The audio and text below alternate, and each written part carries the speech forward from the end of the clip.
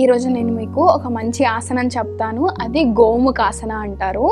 That is very good for the spine and మీరు back posture అనేది కరెక్ట్గా లేకపోయినా అండ్ మీకు నెక్ అండ్ బ్యాక్ పెయిన్ ఉన్నా కూడా ఈ ఆసనం చేయొచ్చు.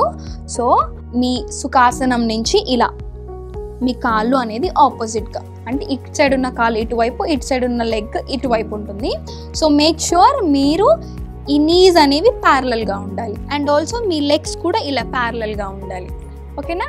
తర్వాత మీ హ్యాండ్స్ ఉన్నాయి కదా, ఇప్పుడు రైట్ లెగ్ పైన ఉంది కాబట్టి నా రైట్ హ్యాండ్ పైన ఉంటుంది. ఓకేనా?